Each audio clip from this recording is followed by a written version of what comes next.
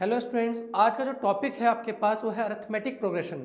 Arithmetic progression की अगर हम बात करें, अगर बुक की डेफिनेशन के हिसाब से बात करें तो बुक की डेफिनेशन हमारे पास कहती है कि an arithmetic progression is a list of numbers in which each term is obtained by adding a fixed number to the preceding term except the first term.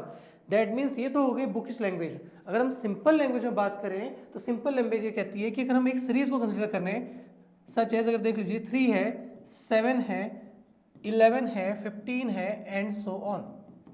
That means ये हुआ कि अगर हमारे पास एक नंबर सीरीज आ रही है और इस नंबर सीरीज में यहाँ पर यानी अगर हम फर्स्ट टर्म को एक्सेप्ट लिखा गया एक्सेप्ट द फर्स्ट टर्म को अगर हम हटा दें तो इसके बाद देखिए कांस्टेंट नंबर यानी +4 देन +4 हमारे पास ऐड हो रहा है। तो इसका मतलब ये हुआ है कि हम लोग एक फिक्स नंबर यानी दैट इज 4 को हम ऐड करते करते सीरीज को हम कंप्लीट कर रहे हैं। तो अगर यहाँ पे सिंपली अगर हम पूछोगे नेक्स्ट क्या आएगा तो आप अगेन से 4 ऐड कर देंगे तो आपका क्या आ जाएगा 19 आ जाएगा। ठीक है, ये चीज़ क्लियर होगी। लेकिन यहाँ पर क्या by adding a fixed number ही होता है क्या? अगर हम बात करें तो ये चीज़ तीन चीज़ में चल सकती है, या तो जो आपकी एपी है वो पॉजिटिव बने यानी एक कांस्टेंट नंबर ऐड हो रहा हो, या तो आपका नेगेटिव बने, और या तो कुछ भी ऐड ना होते हुए जीरो ऐड हो रहा हो। तो ये तीनों एपी होते हैं। जो पॉजिटिव वाला है इसका एग्जांपल आपके सामने ये हो गया। नेगेटिव वाले की बात करें या एक और एग्जांपल ले लेते हैं, जैसे मैं एक सीरीज ले लूँ 5, अगला 7, अगला 9, अगला 11, देन 13, देन 15। तो यहाँ पर क्या हो रहा है, एक कांस्टेंट टर्म 2 ऐड हो रही है, एक कांस्टेंट टर्म 2 ऐड हो रही है। सिंपली अगर हम नेगेटिव की बात करें तो नेगेटिव में क्या आ जाएगा, एक एग्जांपल कंसिडर करते हैं, 15 है, देन 11 है, देन 7 है, देन 3 है। अब नेक्स्ट टर्म क्या आएगा? तो अगर हम यहाँ की बात करें, अगर ये एपी है तो एपी होने के लिए यहाँ से यहाँ देखिए -4 हो गया है, यहाँ से यहाँ फिर कंसिडर करिए -4 है, यहाँ से यहाँ फिर -4, फिर यहाँ से यहाँ -4 करेंगे, दैट इज -1। तो जो हमारे पास नेक्स्ट टर्म मिलेगा वो हमारे पास क्या हो जाएगा, -1 हो जाएगा। इस हम नेगेटिव की बात कर लेते हैं। जीरो वाली केस क्या बन जाएगा, अगर ये नंबर 5 है, अगेन 5 है, अगेन 5 है, अगेन 5 है, ठीक है, और ये n तक है, कहीं तक भी हो सकता है।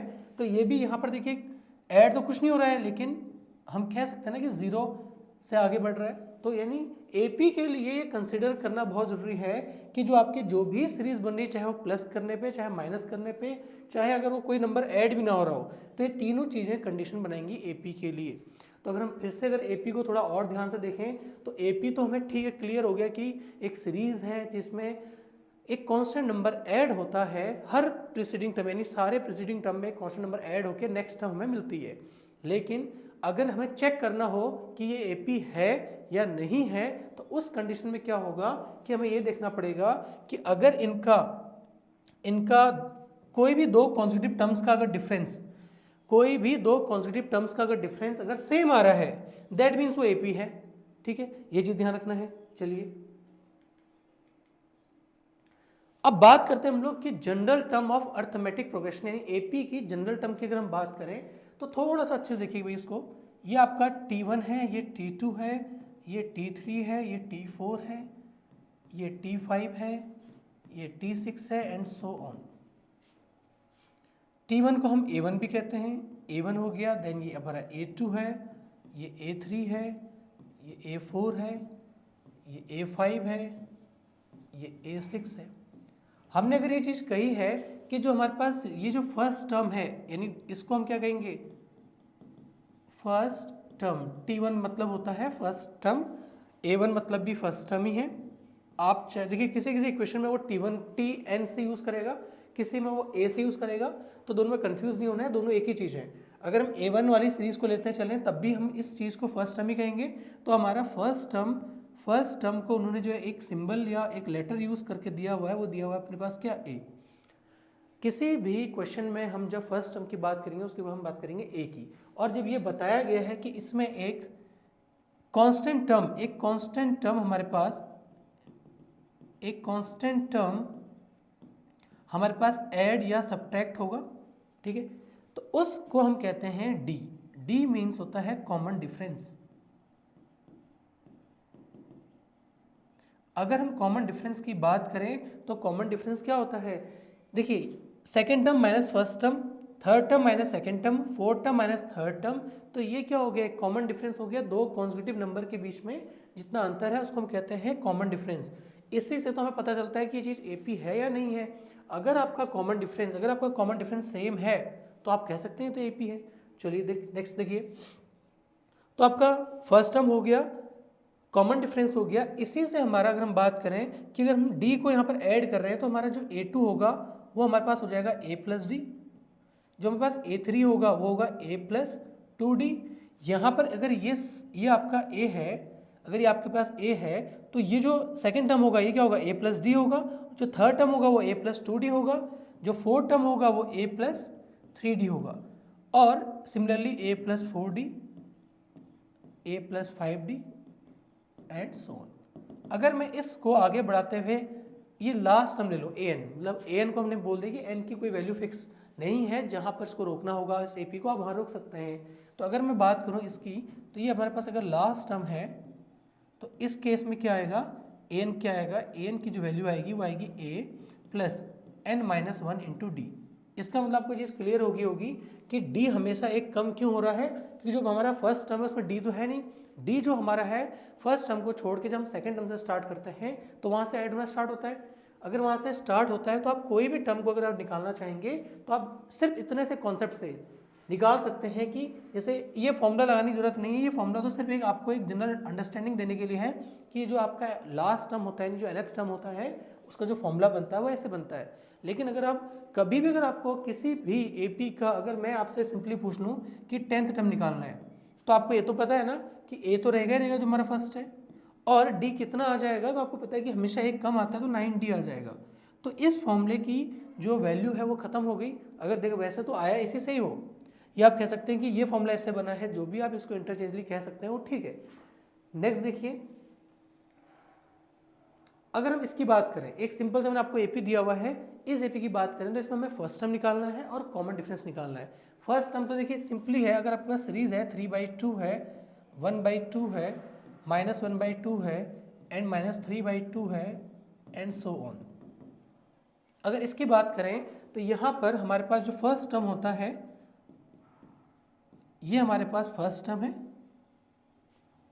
अगर हम कॉमन डिफरेंस की बात करें तो मैंने आपको जो D की वैल्यू निकालना सिखाया था वो ये सिखाया था कि हमेशा अगर ये हमारे पास A1 है, ये A2 है, ये A3 है, ये A4 है, तो यहाँ पर जो D निकलता है वो या चाहे आप इन दोनों को माइनस कर लें, A2 माइनस A1 कर लें, चाहे A3 माइनस A2 कर लें, चाहे A4 माइनस A3 कर लें, सेम ही बात है, कोई दिक्कत नहीं है। लेकिन जब उसने क्वेश्चन में ऑलरेडी दिया हुआ ये AP है तो की बात बता रहा हूँ। अगर ये AP ना होता या क्वेश्चन में ऐसा मेंशन नहीं होता कि AP नहीं है तो पहले तो आपको चेक करना पड़ेगा ये AP है या नहीं है, उसके बाद वो आगे के टर्म्स के लिए आपसे पूछ सकता है। अगर हम D की बात करें तो आप कहेंगे 1/2 माइनस 3/2 दैट इज -2/2 -1।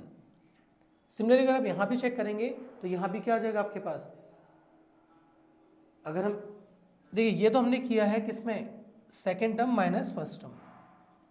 अगर हम D से भी निकालें third term minus second term minus half again minus half, तो इसकी बात करें तो ये आपका 2 आ गया और ये -2 हो गया, तो ये कैंसिल हो गया -1 आ गया, इससे भी सेम ही आ रहा है। तो जो आपका ये क्वेश्चन है सबसे पहले AP के अंदर हम बहुत बेसिक से चल रहे हैं, तो सबसे पहले AP के अंदर जो है हमें ये ध्यान रखना है कि हमें AP पता होनी चाहिए कि AP क्या है। तो एक बार और रिवाइज करते हैं, AP हमारा सिंपल सी एक सीरीज होती है जहाँ पर हमारे पास एक फर्स्ट टर्म होता है और एक नंबर ऐसा होता है जो कंटिन्यूसली ऐड हो रहा है प्रीसीडिंग टर्म से नेक्स्ट टर्म जाने के लिए, तो उसको हम कहते हैं, जो फिक्स टर्म हमारे पास ऐड या सब्ट्रैक्ट जो भी है, जो भी हो रहा है उसको हम कहते हैं कॉमन डिफरेंस। उसके बाद हमें ये पता होना चाहिए कि AP किसे कहते हैं। तो AP में हमेशा ध्यान रखना जिनका कॉमन डिफरेंस सेम आता है वो AP कहलाते हैं। देन हमारे पास जो पहला टाइप ऑप्शन आता है वो ये आता है कि कोई भी एक आपको एक AP दी होगी उसमें ये पता करना है कि फर्स्ट टर्म कौन सा होगा और कॉमन डिफरेंस कौन सा होगा। अगर हम nth term of an AP की बात करें तो nth term of an AP का मतलब क्या होता है कि हम वापस से उसी सीरीज को कंसिडर करें। तो वापस अगर हम उसी सीरीज को कंसिडर करते हैं तो हम पास A1 है, A2 है, A3 है, A4 है, AN है। A1 जो हमारे पास सिंपली है वो A होता है। A2 की बात करें तो हमारे पास A प्लस D होता है। A3 की बात करें तो हमारे पास A प्लस 2D होता है। ये अब सबको क्लियर हो गया होगा कि एक डी कहाँ से आ रहा है। देखिए यहाँ से यहाँ हम करें तो डी जाएगा, तो जो सेकंड टर्म आएगा उसमें एक डी आ पाएगा, तो होने के लिए तो सेकंड टर्म है, लेकिन उसमें डी क्या आ रहा है, एक ही आ रहा है, क्योंकि डी का जो एडिशन है वो फर्स्ट टर्म से सेकंड टर्म में होने की वजह से फर्स्ट टर्म में तो डी आएगा नहीं। अगर आपको ज़्यादा ही लिखना है तो आप इसको लिख सकते हैं a प्लस 0d। अगर हम a4 की बात करें तो a प्लस 3d। देन अगर हम an की बात करें तो a plus n minus 1 into D. तो इसी को हम यानी a plus n minus 1 into D को ही हम क्या कहते हैं, nth term of an AP। That means कि जो हमारे पास nth term of an AP होता है उसका फॉर्मूला क्या हो गया, an is equal to a plus n minus 1 into D. ये अपने पास nth term of an AP आ चुकी है। यानी इस फॉर्मूले से ध्यान रखना, ये फॉर्मूला का यूज क्या है पहले वो समझ लेते हैं। इस फॉर्मूले का यूज क्या होता है, किसी भी AP का कोई भी पर्टिकुलर टर्म अगर हमें निकालना हो तो वहां पर हम इसका यूज करते हैं। एग्जाम्पल देख लीजिए, अगर मुझे किसी भी सीरीज का किसी भी एक सीरीज ही कंसिडर कर लेते हैं, एक सीरीज हम ले लेते हैं 8, 11, 14 सो, तो हमें ये तो पता है कि a की जो वैल्यू है वो 8 है, d जो हमारे पास है वो 3 है, ये क्लियर हो गया। और हमें इस कंडीशन में देखो 8, 11, 14 है, हमें क्या पता होगा कि इसका 17th टर्म कौन सा होगा। तो हमने यह क्या किया, 17th टर्म निकालने के लिए देखिए 17th टर्म का मतलब क्या हो गया, a17, और a17 होगा तो a तो आपको पता होना चाहिए क्या है, क्वेश्चन में गिवन है n माइनस 1, तो 17 माइनस 1 कितना हो जाएगा 16, और d तो फॉर्मूला तो वही आया ना, चाहे आप इससे करें चाहे आपको मैंने जनरली बता दिया है कि कैसे यूज़ करना है। तो अगर हम बात करें कि a17 हमारे पास a प्लस 16d है, तो किसी भी AP में कोई भी टर्म निकालने के लिए हमें दो चीज़ें चाहिए, एक तो हमारे पास फर्स्ट टर्म होनी चाहिए और एक कॉमन डिफरेंस होनी चाहिए। तो यहाँ पर जो फर्स्ट टर्म है हमारे पास क्या है 8 है, प्लस 16 इंटू जो हमारे पास d है वो हमारे पास 3 है, तो 8 ये हो गया, 16 इज 48 ये हो गया, तो आपके पास जो आ जाएगा वो आ जाएगा 56। तो यानी जो हमारे पास a17 की वैल्यू आएगी वो क्या आ गई, 56 आ गई। इसी से हम लोग एक और एग्जाम्पल समझते हैं, जैसे 2, 7, 12, डैश है, तो ये हमारे पास एक AP है, ऑलरेडी लिखा हुआ है तो मेंशन है AP है। तो अगर हम बात करें 2, 7, 12, इसमें ज़्यादा टाइम वेस्ट नहीं करेंगे, थोड़ा इसको जल्दी कर लेते हैं। यहाँ पर हमारे पास a की जो वैल्यू है वो 2 है, और जो d की वैल्यू है वो 7 माइनस 2 है, दैट इज 5 है। अब यहाँ पर जब a और d की वैल्यू निकल गई है तो हम किसी की वैल्यू भी निकाल सकते हैं। फॉर एग्जाम्पल अगर हमें 10th टर्म निकालना है तो 10th टर्म का मतलब होता है, देखिए आपको बोर्ड पॉइंट ऑफ व्यू से तो आपको पूरा करना पड़ेगा, ये नहीं कि शॉर्टकट आप यूज़ करना पड़ेगा। तो 10th टर्म की बात करें तो a10 होता है, a10 का मतलब होता है a plus 10 minus 1 into D. तो इसके लिए हमेशा फॉर्मूला लिखिए, जब भी आपके पास nth टर्म की बात आ रही है तो an is equal to a plus n minus 1 into D. इन फॉर्मूले को लिखने का भी इंपॉर्टेंस है, इनको अगर आप लिखोगे तो इससे क्या होगा कि अगर बाई चांस में कभी गलती हो जाती है तो आपको फॉर्मूले के नंबर तो मिल जाएंगे। तो ध्यान रखिए, अगर हमें 10th टर्म निकालना है तो 10th टर्म वाले केस में a plus 10 minus 1 into D, that is a plus 9d। अब आपको a भी क्लियर है कि a हमारे पास कितना है, तो आपने कहा 2 है, और जो d है वो कितना हमारे पास 5 है, तो that means 2 plus 45 that is 47। Next देखिए, अभी तक जो क्वेश्चन आए थे ना वहाँ पे AP ऑलरेडी दी थी, तो इस जो क्लास चल रही है इस क्लास के अंदर आपको सारा चीज़ एक एक चीज़ क्लियर हो जाएगा कि कौन कौन से टाइप के क्वेश्चन आ सकते हैं। जो ज़्यादा एक्सपेक्टेड क्वेश्चन हैं हम वही लेके चल रहे हैं। तो determine the AP whose third term is 5 and 7 term is 9। तो इसका मतलब ये हो गया कि हमें ऐसी AP बतानी है जिसका थर्ड टर्म तो 5 है और 7th टर्म क्या है 9 है। तो इसको कैसे करेंगे, तो हमें यहाँ पे जब AP को डिटरमाइन करना है तो हमें ध्यान रखना पड़ेगा थर्ड टर्म का मतलब क्या होता है A3। दैट मीन्स कि A3 की वैल्यू क्या दे रखी है आपको 5 दे रखी है। और अगर हम बात करें 7 टर्म की तो जो आपका A7 दे रखा है वो आपको 9 दे रखा है। थर्ड टर्म की बात करें तो थर्ड टर्म आपको पता है कि A प्लस 2D होता है, दैट इज 5। और अगर हम 7 टर्म की बात करें तो A प्लस 6D की वैल्यू हमें 9 दे रखी है। तो इसको अगर हम फर्स्ट इक्वेशन मान लें, इसको सेकंड इक्वेशन मान लें, ठीक है। और आपको पेयर ऑफ लीनियर इक्वेशन में ये सिखाया होगा कि दो दो वेरिएबल वाले क्वेश्चनों को कैसे सॉल्व किया जाता है, तो आप इसमें एलिमिनेशन लगाए, सब्स्टिट्यूशन लगाए, कुछ भी लगा सकते हैं। तो a प्लस 2d की वैल्यू अगर हमारे पास 5 दे रखी है और a प्लस 6d की वैल्यू हमारे पास 9 दे रखी है, अगर हम इसको सॉल्व करते हैं तो यहाँ पर साइन चेंज कर लीजिए, तो a से a तो कैंसिल हो जाएगा, यहाँ हमारे पास माइनस का 4d हो जाएगा और यहाँ -4 आ जाएगा, माइनस से माइनस कट गया, d की वैल्यू 4/4 दैट इज 1 आ गई। d की वैल्यू हमारे पास 1 आ चुकी है। अब हमें a की वैल्यू फाइंड आउट करनी है, तो हम किसी भी इक्वेशन में अगर हम इस इक्वेशन पुट करते हैं d की वैल्यू 1 है तो a plus 2 into D that means 2 1 2 आपका 2 ये हो गया इक्वल टू 5, तो a is equal to 5 minus 2, तो a इज इक्वल टू 3 आ जाएगा। तो यानी जो हमारी अब AP बनी, देखिए AP कैसे लिखते हैं, हमारे पास भी A और D तो क्लियर हो गया। अच्छा, इससे पहले वाले क्वेश्चन की बात करें तो वहाँ ऑलरेडी AP दिया था, वहाँ से हमने A और D फाइंड आउट किया, उसके बाद हमने जो भी हमें गिवन चीज़ें थी उसमें वो उनको यूज़ करने के बाद जो भी हमें चीज़ पूछी गई थी हमने वो निकाली। बट यहाँ पे क्या है, हमें यहाँ पे ऑलरेडी थर्ड टर्म और सेवन टर्म दे दिया है, हमें AP फाइंड करनी है कि AP कैसे होगी। तो AP के लिए अगेन हमें A और D तो चाहिए। तो अगर हम A की बात करें तो आप AP कैसे फॉर्म होती है उसको देख लीजिए। तो पहला आप A लिखेंगे 3, अगला a प्लस डी होता है, अगर हम इसकी बात करें a तो अगला a प्लस डी, फिर अगला a प्लस 2d। ठीक है, आप स्टार्टिंग के 3-4 टर्म्स लिख सकते हैं, सफिशिएंट होते हैं। ठीक है, आगे डॉट डॉट डॉट डॉट आपको करके उसको छोड़ सकते हैं। तो ये आपका 3 आ गया। तो 3 प्लस 1 की बात करें तो ये आपका देखिए 3 प्लस 1 कर लीजिए और 3 plus 2 into D that means 2 हो जाएगा। तो यहाँ आपके पास ये 3 आ गया, देन 4 आ गया, देन आपके पास 5 आ गया, ये आपकी AP कहलाएगी। नेक्स्ट देखिए बेटा, नेक्स्ट हमारे पास कि और कैसे कैसे क्वेश्चन रहते हैं AP से रिलेटेड। तो एक ये वाला क्वेश्चन भी है कि how many 2 digit numbers are divisible by 3। अगर इस चीज़ की बात करें तो हमें इस फॉर्मूले में जाना पड़ेगा, पहले समझना पड़ेगा कि an is equal to a plus n minus 1 into D. इसका जो यूज़ है, इसका यूज़ सिर्फ हमारे पास AP बनाने के लिए या AP दी हुई है उससे कोई भी टर्म निकालने के लिए नहीं है। इसका देखिए, इस an की बात करें तो ये हमारे पास होती है nth टर्म, इस d की बात करें तो d हमारे पास होता है कॉमन डिफरेंस,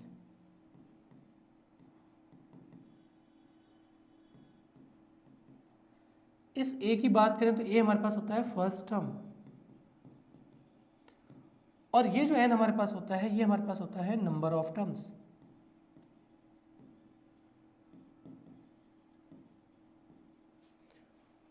इतनी चीज़ जानने के बाद इस क्वेश्चन में यही पूछा गया है कि पहले जो आपके पास क्वेश्चन है उससे कुछ हमें पॉइंट्स निकालने पड़ेंगे कि उससे हमें AP फॉर्म करनी पड़ेगी। AP फॉर्म करने के बाद उसने पूछा है कि हाउ मेनी 2 डिजिट नंबर। तो सबसे पहले तो ये पता होना चाहिए 2 डिजिट नंबर होते कौन से हैं। तो 2 डिजिट नंबर आपका जो स्मॉलेस्ट 2 डिजिट नंबर है वो है 10, यानी 10 से हमारा स्टार्ट होता है और कहाँ तक एंड करता है 99 तक। तो हमने एक रेंज तो हमें क्लियर होगी कि 2 डिजिट नंबर कहाँ से कहाँ तक होता है। तो आपने कहा 10 से कहाँ तक होता है 99 तक। लेकिन उसने एक और कंडीशन दे रखी है आपको कि 10 से 99 तक होते तो हैं, लेकिन सारे के सारे क्या होने चाहिए, डिविजिबल बाय 3 होने चाहिए। तो पहला नंबर जो डिविजिबल बाय 3 होगा वो आपका हो जाएगा 12, क्योंकि 10 के बाद 11 और 12 जो है आपका वो डिविजिबल होगा किससे, किससे डिविजिबल होगा 3 से। तो आगे देखिए 10 के बाद आपका जो सबसे पहला नंबर है वो 12 है, 12 के बाद अगला जो नंबर होगा वो 15, अगला 18, अगला 21 एंड सो ऑन, और जो लास्ट आपके पास मिलेगा तो 99 इटसेल्फ 3 से डिविजिबल है, तो ये आपके पास कितना हो जाएगा 99। तो ये आपको नंबर चेक करने की नंबर है कितने, ये तो पूछा गया आपसे कि how many 2 digit numbers are divisible by 3, कितने ऐसे 2 डिजिट नंबर हैं जो डिविजिबल बाय 3 हैं। तो आपने 12 से स्टार्ट किया और 99 पे रोका उसको, और अब इनको चेक करना है कि ये कितने हैं। तो एक तरीका क्या हो गया, ये आपके पास a हो गया, a की वैल्यू 12 हो गई, d की वैल्यू आपकी 15 माइनस 12 हो गई दैट इज 3 हो गई, और हमें लास्ट टर्म में मिल गया an जो हमारे पास 99 है। हमें निकालना है नंबर ऑफ टर्म्स, कितने टर्म्स हैं, n की वैल्यू निकालनी है। तो अपने पास फॉर्मूले के हिसाब से an is equal to a plus n minus 1 into D. तो an की वैल्यू आपकी 99 हो गई, a जो है आपके पास 12 है प्लस n माइनस 1, n की वैल्यू फाइंड आउट करनी है, d की वैल्यू आपके पास 3 है। तो इसको सॉल्व करने का जो सबसे बेस्ट तरीका वो ये होता है कि पहले जो a की वैल्यू दे रखी है वो वहाँ जाके माइनस हो जाएगी। तो 99 minus 12 is equal to n minus 1 into 3। पहले हम इसको माइनस करेंगे तो ये आपके सामने आ जाएगी 87, 87 इक्वल टू 9 माइनस 1 इंटू 3। फिर ये 3 से डिवाइड कर देंगे तो 3 1 ज़ा 3 2 ज़ा 6 होता है, एंड 3 9 27, तो 29 इज इक्वल टू n-1। यहाँ तक क्लियर होने के बाद आपको एक चीज़ क्लियर जानी चाहिए कि 29 इक्वल टू n-1 है, तो n इज इक्वल टू कितना हो जाएगा 30।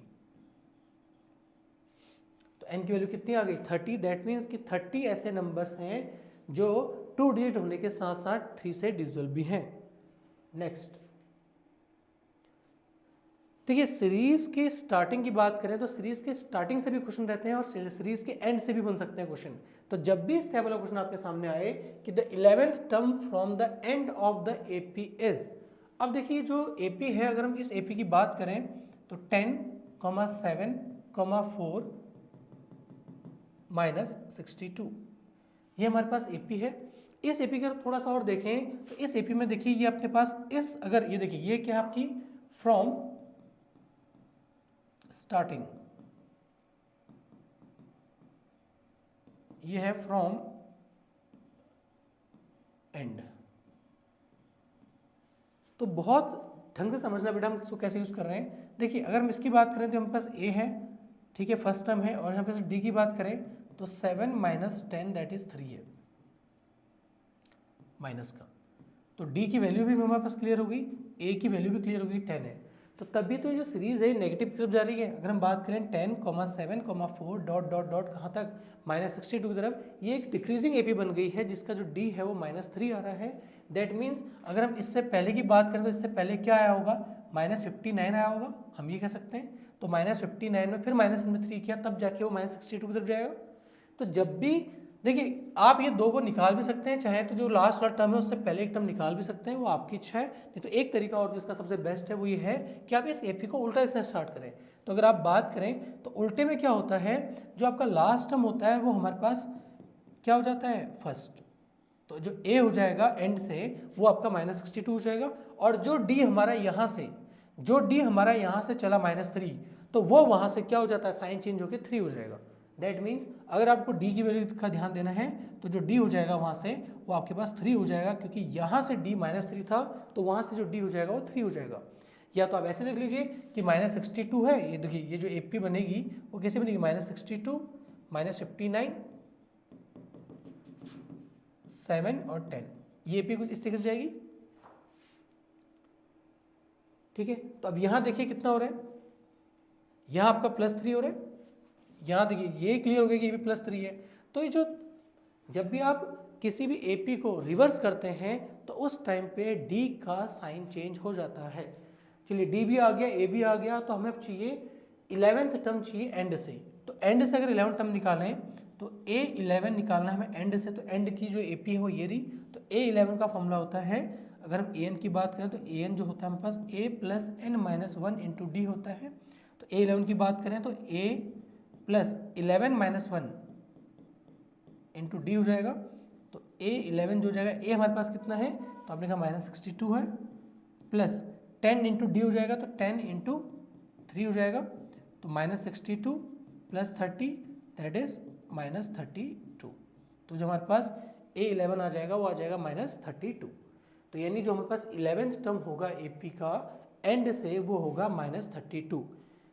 नेक्स्ट देखिए क्वेश्चन चेंज होते जा रहे हैं, बस आपको ये ध्यान रखना है कि करते कैसे, बस वो मैं आपको करवा रहा हूँ। देखिए which term of the AP 3, 8, 13, 18, 78। देखिए अब ये कहना चाहता है कि 3 है, 8 है, 13 है, 18 है। ऐसे करते करते कभी ना कभी ऐसा भी होगा कि आपके सामने कभी कभी 78 आएगा कभी ना कभी। तो ये देखने से 18 आया है, वैसे ही 78 भी कहीं ना कहीं आगे आएगा। तो हमें ये पता करना है कि वो कौन सा टर्म होगा, यानी वहाँ पे जो n की वैल्यू होगी वो क्या होगी। अगर हम स्टार्टिंग से देखें तो ये हमारे पास जो है वो हमारे पास a है, तो a की जो वैल्यू है वो क्या प्लस 3 है। ये जो हमारे पास है सेकेंड टर्म है, तो जब हम d निकालेंगे तो जो d की वैल्यू होगी वो 8 - 3 दैट इज जो d की वैल्यू हमारे पास आ जाएगी, वो आ जाएगी क्या 5। तो a हमारे पास आ चुका है, d आ चुका है। अब ये जो 78 है ये कौन सा टर्म है, तो इस कंडीशन में ये हमारे पास हम इसको an मान लेते हैं कि अगर मान लेते हैं कि यहीं पर AP खत्म हो गई है तो हम लास्ट टर्म अगर 78 को मान के चलेंगे, 78 कौन सा टर्म है तो हम उसको क्या पुट कर लेंगे an। तो अगर हम an की वैल्यू को देखें तो a plus n minus one into d. इसमें अगर पुट करें तो 78 इज इक्वल टू ए जो हमारे पास है वो 3 है प्लस एन माइनस वन और जो डी है हमारे पास वो 5 है। यहाँ से वही तरीका जो आपको मैंने लास्ट क्वेश्चन में कराया था कि सबसे पहले हम इस ए को यहाँ के सब्ट्रैक्ट करेंगे तो 78 minus three n minus one into 5। 78 में से आप 3 माइनस करेंगे तो 75 आ जाएगा और n माइनस वन इंटू 5 से इसको कैंसिल करेंगे तो 15 आ जाएगा। तो 15 is equal to n minus one that is n equal to 15 plus one that is 16। n की वैल्यू कितनी आ गई 16 आ गई। दैट मीन्स कि जब आप यहाँ से फर्स्ट टर्म है, सेकेंड टर्म है, थर्ड टर्म है, फोर्थ टर्म है, ऐसे करके जब आप 16th टर्म पे पहुँचोगे 16th टर्म आपको जो मिलेगी वो 78 मिलेगी। यहाँ तक क्लियर हो गया होगा। चलते हैं नेक्स्ट पे। फिर से देखिए क्वेश्चन की जो चीज़ें हैं वो चेंज होती जा रही हैं। अभी हम सिर्फ पढ़ रहे हैं nth टर्म पे जो यानी जो आपका an वाला फॉर्मूला है an is equal to a plus n minus one into d है, उससे रिलेटेड कितने क्वेश्चन बन सकते थे हमने मोस्ट तो कवर कर चुके हैं। यहाँ पे एक और क्वेश्चन देखिए आप, find the 31st term of an AP. देखिए क्वेश्चन में हमेशा स्टार्ट करना कि गिवन लिख लूँ मैं कि गिवन क्या है। तो इसने ये बोला है कि find the 31st term of an AP, यानी उस एपी का 31st टर्म निकालें। तो 31st का मतलब हो गया A31 की वो आपसे वैल्यू पूछना चाहता है। तो A31 की जो वैल्यू है वो कैसे आएगी, अगेन वही चीज़, अगर आपके पास A होगा और D होगा तो आप तो कोई भी टर्म निकाल सकते हैं। तो अगर हम बात करें, इसने जो आपके पास गिवन दिया वो ये दिया हुआ है कि A11 यानी जो आपके पास 11th टर्म है वो 38 है। और A11 मैंने आपको लिखना सिखा दिया है कि A11 कैसे लिखते हैं, कि जो आपका 11th टर्म है वो कैसा आया होगा, A प्लस 10D से आया होगा। तो A प्लस 10D की वैल्यू 38 है। जिसको ये चीज़ कन्वर्ट करना नहीं आ रहा है वो सिंपली ऐसा चेक कर सकते हैं कि A n वाला जो फॉर्मूला होता है हमारे पास A plus n minus one into d, यहाँ से मैंने वैल्यू पुट की है कि A जो 11 है तो यहाँ 11 डालूंगा तो यहाँ 10 आ जाएगा। तो A प्लस 10D की जो वैल्यू है वो कितनी है 38 है। ये हमारे पास पहली क्वेश्चन होगी। और जो सेकंड उसने कहा है कि 16 टर्म जो है वो 73 है, यानी A16 जो है वो 73 है। तो अगेन अगर हम यहाँ पे बात करें तो A plus 15D is equal to 73 हो जाएगा। ये आपकी सेकंड इक्वेशन है। इन दोनों को आप सॉल्व करेंगे एलिमिनेशन से तो आपका A से A कैंसिल हो जाएगा। ये आपके पास माइनस का 5D आ गया है। और अगर हम इसकी बात करें तो हमारे पास 35 आ गया, वो भी माइनस का। तो D की वैल्यू जो हो जाएगी वो आपकी हो जाएगी 7। अगर D की वैल्यू 7 आ गई है और A की वैल्यू निकालनी है तो हम किसी में पुट कर सकते हैं। अगर हम पहले में पुट करेंगे तो A plus 10D equal to 38 है। तो यहाँ अगर D देखिए A प्लस 10 इंटू 7 70 हो जाएगा इक्वल टू 38 हो जाएगा। तो A equal to 38 minus 70 that is A की जो वैल्यू आ जाएगी वो आ जाएगी 32 माइनस का, क्योंकि यहाँ पर 70 जो है वो बड़ा नंबर है तो आपका जो A की वैल्यू आ जाएगी वो माइनस 32 आ जाएगी। और हमें 31st टर्म निकालना है तो 31st टर्म का मतलब होता है A प्लस 30D। A की जो वैल्यू है माइनस 32 है और जो D की वैल्यू है वो आपके पास 7 है। दैट मीन्स माइनस 32 प्लस 210, इसको अगर आप सॉल्व करेंगे तो आपका इजीली कितना आ जाएगा, प्लस का 178।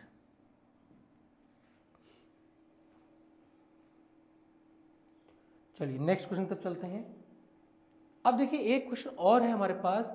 देखिए एक जैसे nth टर्म की बात करते हैं तो nth टर्म के अंदर हमारे पास एक चीज़ और रहती है जिसे हम कहते हैं क्या, एप्लीकेशन बेस्ड। तो nth term of an AP के एप्लीकेशन बेस्ड तो आपके सिलेबस में है, यानी आपके इस बार जो एग्जाम है उसमें आ रहे हैं। लेकिन sum of n terms of an AP, sum of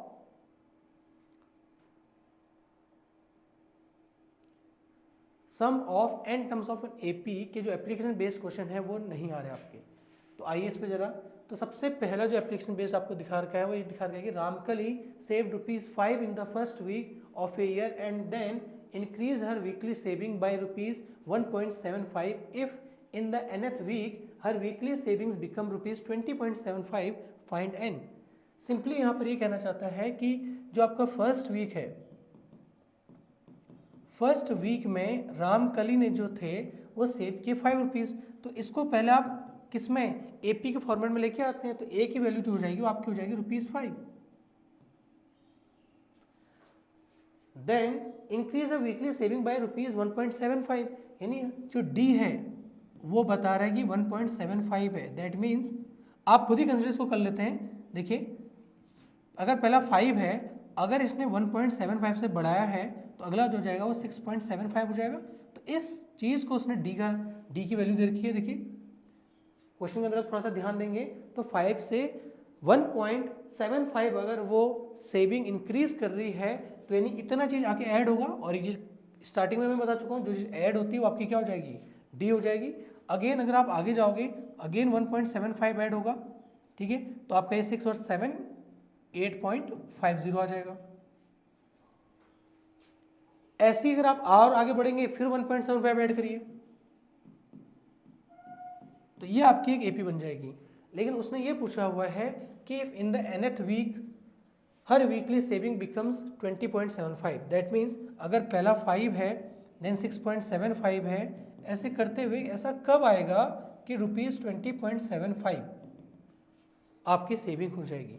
तो इसको क्या कहते हैं, यही तो हमारे पास एन का काम करेगा, यानी nth वाले का काम करेगा। ये कहाँ पर है, तो एन का फॉर्मूला होता है a plus n minus 1 into D. Same he question है, बस लैंग्वेज का अलग अलग खेल है। 20.75 इज इक्वल टू ए की जो वैल्यू हमारे पास है वो 5 है, plus n minus 1 into d की वैल्यू जो हमारे पास है वो 1.75 है। यहाँ से अगर देखते हैं तो सबसे पहले हमने 5 को माइनस किया, तो 20.75 में से हमने 5 को माइनस कर दिया, यहाँ से n माइनस 1 इंटू 1.75 हो जाएगा। इसके बाद हम इसकी बात करें तो 15.75 हो जाएगा, 1.75 से डिवाइड कर देंगे is equal to n minus 1 हो जाएगा। अब हमें इसे सॉल्व करना है, तो हम पता है कि पॉइंट से पॉइंट खत्म हो गए। 25 की टेबल आपको आती होगी, तो 25 सिक्सा होता है 150, 25 सेवन ही आ गया, 25 सिक्सा आपका होता है 150 और 25 थ्रीजा आ गया, 7 9 7 9 कैंसिल हो गया। तो n की जो वैल्यू हो जाएगी n माइनस 1 इक्वल टू 9 आ चुका है, तो n इक्वल टू कितना आ जाएगा 10। यानी 10th वीक में जाके, इसने पूछा ना nth वीक, तो यानी ये 10th वीक में जाके जो इसकी वीकली सेविंग हो जाएगी वो हो जाएगी आपकी 20.75। यहाँ तक तो जितने भी क्वेश्चन थे वो सारे के सारे थे किस पे, nth term of an AP के। अगर हम नेक्स्ट की बात करें तो नेक्स्ट हमारे पास है कि sum of first n terms of an AP. अगर हम बात करें कि पहले n terms of an AP का जो सम होगा वो क्या होगा, तो इसको समझते हैं कि ये क्या कहना चाहता है। हम एक एपी को कंसिडर करते हैं। सबसे पहले अगर हम एक एपी को कंसिडर करते हैं 3, 7, 11, 15, 19, ये हमने एक एपी को कंसिडर किया हुआ है। इस एपी की बात करें तो ये हमारे पास फर्स्ट टर्म है ए, ये हमारे पास सेकेंड टर्म है that is A2, then A3। तो यहाँ पर अगर A की वैल्यू 3 है और D की वैल्यू हमारे पास A2 माइनस A1 है, दैट इज 7 माइनस 3, D की वैल्यू हमारे पास यहाँ पे 4 है। तो यहाँ पर दो फॉर्मूले जो यूज होंगे उनको बहुत ढंग से देखना है। पहला फॉर्मूला अगर हम बात करें an का जो फॉर्मूला होता है वो तो हमारे पास होता है a plus n minus 1 into D. ये हमारे पास an का फॉर्मूला होता है। यानी ये जो फॉर्मूला काम में करता है वो करता है किसी भी एपी का कोई भी टर्म निकालना हो, यानी कोई भी पर्टिकुलर nth टर्म निकालना हो तो उस केस में ये फॉर्मूला काम आता है। इसी के साथ अगर मैं एक सिंपली एग्जांपल लूँ, अगर मैं आपसे पूछूं कि find sixth term of an AP given above, यानी ऊपर वाली एपी का सिक्स्थ टर्म क्या होगा, तो सबको पता है कि अगर यहाँ पे A6 रखूंगा मैं तो ये हमारे पास जो हो जाएगा वो a प्लस n माइनस 1 यानी a प्लस 5d आ जाएगा, a प्लस 5d आ जाएगा। a की वैल्यू अपने पास ऑलरेडी 3 है और 5 इंटू डी की बात करें तो d की जो हमारे पास वैल्यू है 4 है, तो 5 4 20, तो हमारा 20 आ जाएगा। तो हमारे पास कितना आ जाएगा 23 आ जाएगा। और आप सिंपली भी देखेंगे तो 19 प्लस 4 करेंगे तब भी क्या आएगा, तब भी हमारे पास 23 आएगा। तो ये जो फॉर्मूला अपने पास देख रहे हैं हम लोग कि an equal to a plus n minus 1 into d है, ये हमारा पर्टिकुलर nth टर्म निकालने के ही काम आता है। इसी में अगर मैं ऐड ऑन करूं और इसी में अगर मैं आपसे पूछूं कि अगर देखिए 19 के बाद जो आपका अगला नंबर था वो था 23, अगर मैं इसकी बात करूं 23 की और मैं कहूँ कि यहाँ से यहाँ तक को आप सम कर दो, यहाँ से यहाँ तक को आप सम कर दो, तो आपने 23 और 19 को अगर आप ऐड करेंगे तो आपका हो जाएगा 42, ये आपका 57, ये 68, ये आपका आ जाएगा 71 और ये 78, तो टोटल कितना हो रहा है 78 हो रहा है अगर हम इसको ऐसे देखते हैं तो ये तो हमने अपने हिसाब से एक रफ कैलकुलेशन कर ली, बट वो इतना ही नहीं पूछेगा, वो हो सकता है आगे स्टार्टिंग यानी फर्स्ट 16 टर्म के पूछ ले। तो हमें बस सिर्फ एक क्रॉस चेक कर रहे हैं फॉर्मूले के हिसाब से। तो अगर मैं आपको एक सिंपल सा फॉर्मूला बताऊं कि एक फॉर्मूला हमारे पास और है Sn equal to n/2 2a plus n-1 into D. ये जो हमारे पास फॉर्मूला है, ये फॉर्मूले से हम किस चीज़ से डील करते हैं, जो Sn होता है वो होता है हमारे पास सम ऑफ फर्स्ट n टर्म्स, यानी पहले n टर्म्स का सम। अब वो n कितना भी हो सकता है, अगेन n आपको पता ही है नंबर ऑफ टर्म्स है, a आपको पता ही है फर्स्ट टर्म है, d आपको पता ही है कॉमन डिफरेंस है, तो इनको बार बार रिपीट नहीं करेंगे। तो इस फॉर्मूले में अगर हम डालते हैं तो हमें तो निकालना है सम ऑफ फर्स्ट 6 टर्म्स, यानी हमें S6 निकालना है। और S6 की बात करें तो ये हमारे पास हो जाएगा 6/2, ये हमारे पास हो जाएगा 2a, यानी a की वैल्यू जो हमारे पास सीरीज में है 3 है, तो 2 into 3 plus 6 minus 1 into D. D की वैल्यू जो हमारे पास है वो हमारे पास यहाँ पे कितनी है 4 है, तो ये 6 हो गया, इसको आप कैंसिल कर लीजिए और यहाँ आ जाएगा आपका 2 3 6 आ जाएगा प्लस 5 इंटू 4 20 हो जाएगा, 2 1 2 3 हो गया, तो 3 इंटू 26 कितना हो गया 78 हो गया। तो अगर आपको याद हो तो हमने रफ जब कैलकुलेट किया था तब भी 78 आया था। और इस फॉर्मूले पे अगर हम वैल्यू पुट करते हैं Sn equal to n/2 2a plus n-1 into d की बात करते हैं तो हमारे पास क्या आ गया, इसका भी सम आ गया 78। यानी रफ कैलकुलेशन और जो आप फॉर्मूले से कर रहे हो सब सेम ही है, लेकिन ये फॉर्मूला हमारे पास तब काम में आता है जब आपके पास क्या होता है, सीरीज लंबी होती है, वो आपसे पूछ ले find the sum of first 20 terms of an AP, तो वो आपके लिए टिपिकल हो जाएगा, तो उसके लिए हमें फॉर्मूले से ही जाना पड़ेगा। इसका एक और फायदा क्या है वो भी देख लीजिए आप। देखिए एक होता है S6 और एक होता है A6, इन दोनों में कंफ्यूज मत होना। जो A6 होता है वो हमारे पास nth term of an AP से आता है, that is an equal to a plus n-1 into d से आता है। और जो हमारे पास S6 होता है वो होता है सम ऑफ फर्स्ट 6 टर्म्स, यानी देखिए अंतर कितना सा है कि S6 में है पहले के 6 टर्म्स का सम, और A6 में क्या है कि जो पर्टिकुलर आपका 6 टर्म है वो, यानी जो A वाला है वो पर्टिकुलर टर्म को बताता है। अगर हम इसको लिखें तो ये जो है हमारे पास ये पर्टिकुलर टर्म को बताता है कोई, और ये तो उसका सम बताया था पूरा। ठीक है, यहां तक क्लियर हो गया होगा। तो इसका देखिए सम ऑफ फर्स्ट n टर्म्स भी आ गया। तो इसी फॉर्मूले को हम थोड़ा सा और यूज करते हुए अगर हम इस फॉर्मूले में ऐसे लगा लें Sn is equal to n/2 और a प्लस an लगा लें, तो क्या इस फॉर्मूले से भी आ सकता है क्या? तो इस फॉर्मूले से आने का क्या रीज़न है, देखिए n आपका 6/2 हो गया, a आपके पास है अपने पास 3 और an जो है वो 23 है, तो इससे कैंसिल हो गया 3 हो गया, तो Sn की जो वैल्यू हो गई कितनी हो गई 3 इंटू 26 3 इंटू 26 दैट इज 78। तो यहाँ से भी आ गया आपका। तो सिंपली ये है कि ये जो फॉर्मूला आया है ये आया कैसे है, तो इसको भी देखते हैं। देखिए ये जो हमारे पास फॉर्मूला आया है, अगर हम Sn की बात करें तो Sn का जो फॉर्मूला हमारे पास था वो था n/2 2a plus n-1 into D. n/2 क्या हम इसको a प्लस a नहीं लिख सकते? अगर लिख सकते हैं तो आपके लिए कितना आसान हो जाएगा। तो ये हमारे पास हो जाएगा n/2, इस देखिए इस a को तो एज इट इज रहने दीजिए, और क्या इस फॉर्मूले को आपने जाना पहचाना है कि नहीं है आपके लिए, तो a प्लस an। तो Sn का जो हमारे पास फॉर्मूला आ गया वो आ गया हमारे पास n/2 a प्लस an। तो ये देखिए ये फॉर्मूलों का क्या डिफरेंस क्या है, इसमें डिफरेंस ये है कि इस फॉर्मूले का आप यूज़ तब करोगे जब आपको फर्स्ट टर्म भी पता हो और लास्ट टर्म भी पता हो, तो वहाँ के लिए आपके लिए ईजी हो जाएगा। इस टर्म का यूज़ आप तब करोगे जब आपके पास लास्ट टर्म नहीं पता है, तो लास्ट टर्म निकालने से बेटर है कि आप सीधे उस फॉर्मूले में वैल्यू पुट करें। देखिए यहाँ तक हमारे पास जो भी है sum of n terms of an AP का कॉन्सेप्ट क्लियर हो गया। अब इससे रिलेटेड कुछ क्वेश्चंस हैं, उनको देख लेते हैं हम लोग। देखिए पहला क्वेश्चन देखिए कि find the sum of first 22 terms of an AP, जो एपी हमें दे रखी है 8, 3, -2। अगर हम इसकी बात करें तो ये जो हमारे पास AP दे रखी है इसका हमें S22 निकालना है। तो क्लियरली हम देख लें कि S22 निकालना है। तो बहुत सिंपल क्वेश्चन है। अगर हम एस एन का फॉर्मूला लगाएं तो n/2 2a plus n-1 into D होता है। देखिए इसमें हमारे पास लास्ट टर्म नहीं था, इस A22 नहीं था, ठीक है, इसलिए हमने वो वाला फॉर्मूला नहीं लगाया, सिंपल लगाया। देखिए S22 की बात करें तो देखिए 22/2 2a, तो 2 into 8 plus n-1 that is 21 into D आपके पास कितना है।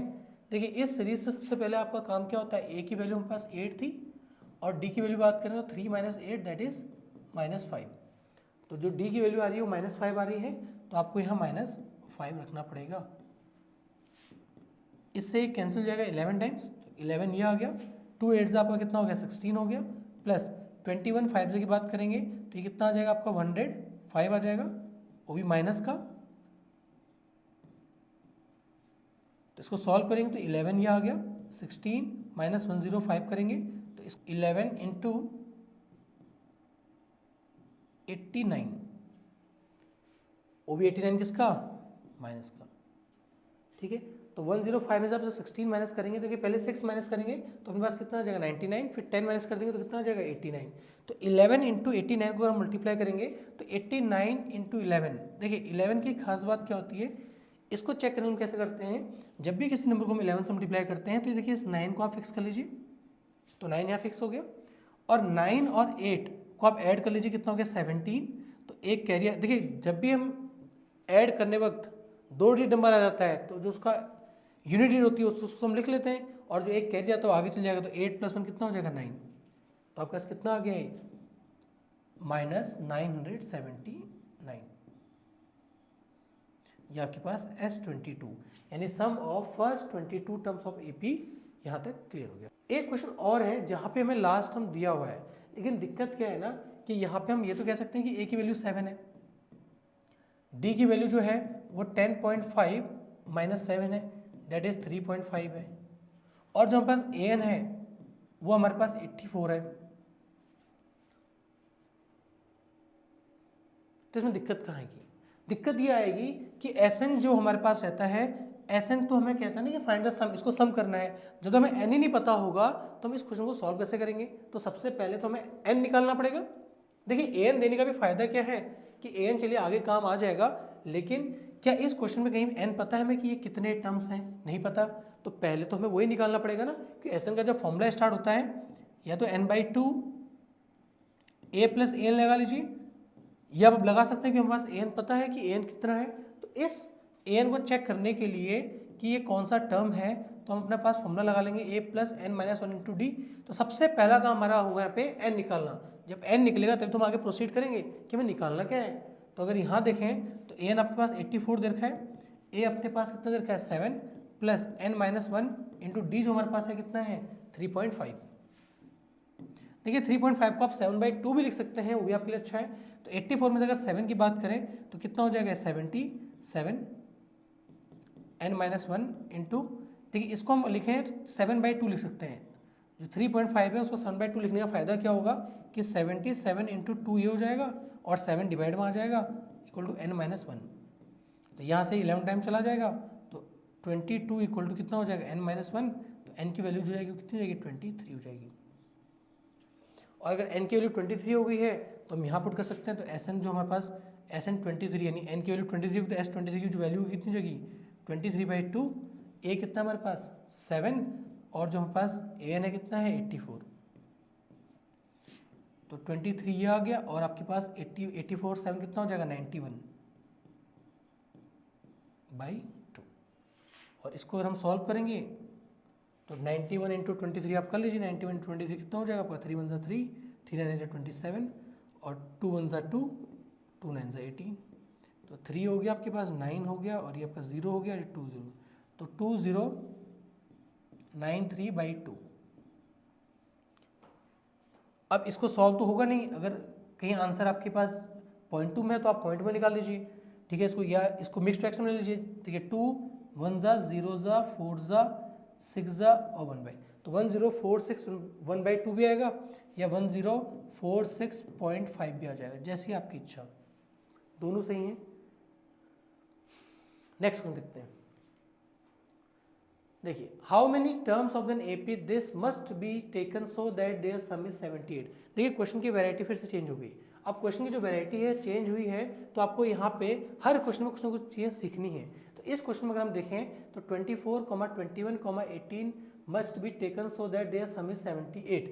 तो यानी जो हमारे पास एपी है, एपी तो हमारे पास 24, 21, 18 है, और जो हमारे पास एसएन दे रखा है, यानी सम जो दे रखा है वो दे रखा है हमारे पास 78 दे रखा है। तो इस चीज़ से हमें जो गिवन चेंज निकल सकती है वो निकल सकती है कि ए की वैल्यू 24 है, डी की वैल्यू अपने पास 21 माइनस 24 दैट इज -3 है। बस इतनी जो हमें पता है और एसएन पता है। अब एन तो आप निकाल के करोगे क्या, एन तो हमें ऑलरेडी फाइंड आउट करना है ना, क्योंकि यहाँ पे देखिए लिखा हुआ है हाउ मेनी टर्म्स, तो एन तो हमें ऑलरेडी फाइंड आउट करना है। तो इसका जो फॉर्मूला हमारे पास है वो क्या है कि अगर हम देखेंगे s n equal to n by 2a plus n minus 1 into D. तो जो भी चीज़ें हमारे पास गिवन है उनको हमें इसमें पुट करना है और अपना आंसर इजीली निकल जाएगा। तो अगर हम एस की बात करें तो ये 78 है, n हमें पता नहीं है तो n बाई 2 हो जाएगा। 2a थोड़ा सा देखिए इसमें फास्ट करते हैं, 2 इंटू 24 में सीधा लिख रहा हूँ 48 होगा, plus n minus 1 into d की वैल्यू कितनी है -3 है। तो थोड़ा सा यहाँ पे हमें केयरफुल रहना पड़ेगा। कैसे, देखिए इसको अगर यहाँ मल्टीप्लाई कर देते हैं तो ये हमारे पास 156 हो जाता है इज इक्वल टू n, और यहाँ देखें तो ये 48 हो गया और -3 इंटू एन -3n, देखिए माइनस माइनस प्लस हो जाएगा +3। थोड़ा सॉल्व करें तो 156 इज इक्वल टू देखिए 48 और 3 कितना हो जाएगा, इन दोनों को ऐड करें तो 51 हो जाएगा, तो 51n हो जाएगा और -3n स्क्वायर हो जाएगा। अगर हम इसको पूरा एक क्वाड्रेटिक इक्वेशन की तरह सॉल्व करेंगे तो हम बस 3n स्क्वायर यहाँ आ जाएगा, तो देखिए 3n स्क्वायर यहाँ पर आ गया, -51n हो गया और प्लस 156 हो गया इक्वल टू 0। अब इस केस की बात करें तो यहाँ पर देखिए क्या कुछ कॉमन आ रहा है, तो आप कहेंगे 3 कॉमन आ रहा है, तो आपने 3 कॉमन लिया, तो ये हमारे पास हो गया n square minus 17n plus 3 5 से 15 52। अब आपको ये ध्यान रखना है कि n square minus 17n plus 52 है, तो इस केस में क्वाड्रेटिक इक्वेशन का रोल आएगा और क्वाड्रेटिक इक्वेशन सॉल्व करना आपको बहुत अच्छे से आता है। तो आपको यहाँ तो क्लियरली है कि 52n स्क्वायर कैसे बन सकता है, तो एक 13 हो गया, एक 4 हो गया, 13 और 4, तो ये माइनस का होगा, ये माइनस का होगा, क्योंकि तभी तो ये आपका ऐड होकर -17n आएगा। ठीक है, ये ऑलरेडी मैं क्लियर करवा चुका हूँ बेटा आपको क्वाड्रेटिक इक्वेशन में। तो अगर हम यहाँ बात करें तो ये हो गया n square minus 13n minus 4n plus 52 equal to 0। तो यहाँ से n minus 13 minus 4 n minus 13, that is कि n माइनस 13 और n माइनस 4 इक्वल टू 0। तो n की वैल्यू 13 आ रही है और n की वैल्यू 4 आ रही है। देखिए ऐसा कैसे पॉसिबल होगा कि n की दो वैल्यू आ रही है। देखिए पहली बात तो ध्यान रखना है कि n की वैल्यू कभी नेगेटिव नहीं आनी चाहिए, क्योंकि n की वैल्यू नेगेटिव हो ही नहीं सकती, या n की वैल्यू कभी फ्रैक्शन नहीं आएगी। तो n की वैल्यू कोई ना कोई पॉजिटिव इंटीजर आएगी। अगर पॉजिटिव इंटीजर की बात करें तो यहाँ पर 2 n आ रहे हैं, एक n की वैल्यू 13 आ रही है और एक n की वैल्यू 4 आ रही है। तो ये कैसे पॉसिबल है, वो इसलिए पॉसिबल है, तो अगर आप देखें थोड़ा सा, ये जो सीरीज है ना ये डिक्रीजिंग है, 24, 21, 18 अगर हम बात करें तो ऐसे करके आप चलोगे, तो जैसे ही आप आगे जाओगे तो n की वैल्यू जब 13 आएगी या जब 4 आएगी, अगर हम 4 की बात करें तो 4 वाले केस में भी क्या होगा, देखिए जैसे ही आपके 4 आ जाएगी यहाँ पे, देखिए ये 24 है, ये 21 है और ये 18 है। इसके बाद हम बात करें तो इसके बाद जो नंबर आएगा फिर से क्या होगा, 3 है हमारे पास, जो हमारे पास d है वो -3 है, तो ये आपके पास कितना हो जाएगा, 15 हो जाएगा। अगर आप इन सब का सम करते हैं, इन सब का सम करते हैं तो 24, 21 कितना हो गया आपके पास, ये आपके पास 45 हो गया, ये आपके पास कितना हो गया 53 हो गया, ठीक है 53, और ये 63 हो गया, और ये आपके पास 78 हो गया। तो इन n की वैल्यू 4 पे तो ये पॉसिबल है कि 78 आ जाएगा। क्या इसके बाद n की वैल्यू 13 पर जाने पर ऐसा पॉसिबल है क्या, पहले ही समझते हैं कि n की वैल्यू अगर हम बात करें n की वैल्यू 13 पर ये पॉसिबल है क्या, तो इसके बाद जितने भी टर्म्स आएंगे, ये 15 हो गया, इसके बाद जितने भी टर्म्स हमारे पास आएंगे, अगला जो टर्म हमारे पास आएगा वो क्या आएगा भाई, 15 के बाद 12 आ जाएगा, 12 की बात करें तो आपके पास 9, 9 की बात करें तो 6, 6 के बाद 3, 3 की बात देखिए क्या आएगा, 3 के बाद हम बात करें तो फिर 0, फिर -3, फिर -6, फिर आपके पास आ जाएगा -9, फिर आ जाएगा -12। तो इनको काउंट करें 2, 4, 6, 8, 10, 12, एक 13। तो इसमें होगा क्या ना, जब हम इन सबका सम करेंगे तो देखिए 9 से 9 कैंसिल हो जाएगा, 6 से 6 कैंसिल हो जाएगा, 3 से 3 कैंसिल हो जाएगा, 12 से 12 कैंसिल हो जाएगा, फिर से ये वही सम देगा 78। दैट मीन्स n की वैल्यू दोनों पॉसिबल हैं, 13 भी और 4 भी। 4 इसलिए पॉसिबल है भी स्टार्टिंग में सारे के सारे क्या है, पॉजिटिव टर्म्स हैं, और 13 इसलिए पॉसिबल है क्योंकि जब हम इसको सॉल्व कर रहे हैं तो हमें ये दिख रहा है कि जब ये 0 आने के बाद जब नेगेटिव होना स्टार्ट हुआ है तो उतने टर्म नेगेटिव के कट गए हैं जितने टर्म पॉजिटिव के थे, और जो हमें 78 ऑलरेडी बना रहा था वो एज इट इज 78 आ रहा है। तो यहाँ पे n की दो वैल्यू पॉसिबल हैं, एक आपके पास 13 और एक आपके पास 4। नेक्स्ट क्वेश्चन देखिए, यहाँ से जो हमारे पास है ना, एक चीज का ध्यान रखना कि जो हमारे पास nth टर्म होते हैं यानी जो जनरल टर्म होते हैं वो भी अपने कहीं ना कहीं से डिराइव तो होते ही हैं। तो अगर इस क्वेश्चन की बात करें तो यहाँ पर दिया हुआ है कि find the sum of first 24 terms of the list of numbers whose nth term is given by n an equal to 3 + 2n। अगर इस क्वेश्चन को थोड़ा सा ध्यान से देखें तो यहाँ पर एक चीज हमें समझनी है, क्या वो ये कि कभी भी अगर मैं सिंपली आपको कह दूं कि एक 3 है, एक 7 है और एक अपने पास 11 है, एक 15 है एंड सो ऑन, तो ये हमारे पास एक एपी है, और एपी है तो अगर मैं इसके nth टर्म की बात करूं, अगर मैं ये नहीं आपको कह रहा हूं कि आप कोई पर्टिकुलर टर्म निकालिए, मेरा कहने का मतलब ये है कि आप कोई भी एक nth टर्म की बात करते हैं, जैसे an है तो an का जो जनरल फॉर्म होगा वो a + n - इंटू डी हो जाएगा। तो यहाँ पर n की वैल्यू पुट मत करिए, यहाँ पे n को n ही रहने दीजिए। तो अगर मैं an की बात करूँ तो a कितना हो जाएगा अपने पास 3 + n - 1, तो n को n ही रहने दीजिए, n - 1 इंटू डी कितना अपने पास 4, तो कितना हो जाएगा 3 + 4n - 4, तो कितना हो जाएगा 4n - 1। तो ये हमारे पास an हो जाएगा। ये an निकालने से फायदा क्या होगा ना कि ये हमारे पास अब जनरल टर्म हो जाएगी, ये जनरल टर्म हो जाएगी। तो अब इसमें भी हम जो भी n की वैल्यू रखेंगे, जैसे मुझे a6 निकालना है तो मैं अगर वो कुछ रखूंगा 4 × 6 = 4 × 6 - 1, 4 × 6 = 24, 24 - 1 कितना हो जाएगा 23। तो मैं सीधा a6 ऐसे भी निकाल सकता हूँ। अब a6 के लिए मुझे अलग से a + 5d नहीं करना पड़ेगा। तो ये देखिए कितना सिंपल हो गया। तो ये जो जनरल टर्म निकालने का तरीका होता है, अब इसने क्वेश्चन में ऑलरेडी जनरल टर्म दे दिया आपको, जनरल टर्म जो दिया हुआ है वो दिया आपके सामने 3 + 2n। तो अब यहाँ से भी आपको एपी फॉर्म करनी पड़ेगी। जैसे यहाँ से आपने जनरल टर्म फॉर्म कैसे किया, कुछ नहीं करना है, जो आपके पास जनरल फॉर्मूला है n टर्म का उसको हमने यूज़ किया, बस वहाँ पे n की वैल्यू मत पुट करना, फिर n की वैल्यू आप बाद में पुट कर सकते हैं, जो आप चाहें उसको पुट करें। तो जो हमारे पास an आया हुआ है 4n - 1, इस nth टर्म से हम कुछ भी निकाल सकते हैं, वापस से चाहे तो इस एपी को भी निकाल सकते हैं, वही इस क्वेश्चन की थीम है। अगर इस क्वेश्चन को आप देखते हैं तो इस क्वेश्चन को देखिए क्या है कि हमारे पास an जो दे रखा है वो दे रखा है हमारे पास 3 + 2n। दैट मीन्स जब मैं n की वैल्यू 1 पुट करूंगा तो a1 हमारे पास क्या आ जाएगा 3 + 2 × 1, दैट इज 3 + 2, दैट इज हमारे पास 5 आ जाएगा। जब मैं a2 निकालूंगा तो हमारे पास आ जाएगा 3 + 2 × 2, दैट मीन्स 3 + 4, दैट इज 7।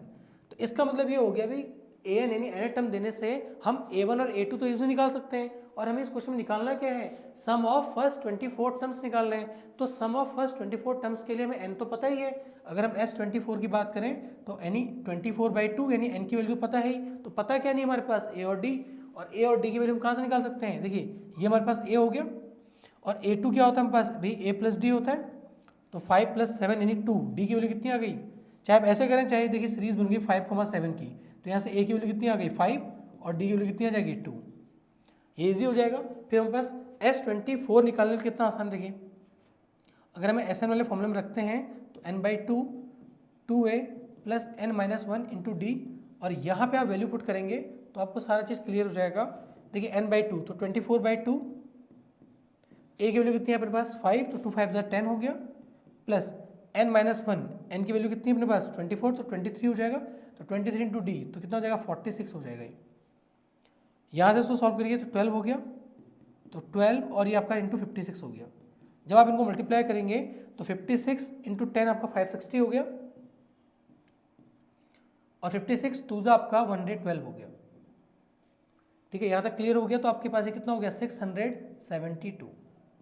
तो S22 जो हमारे पास आ जाएगा वो आ जाएगा 672।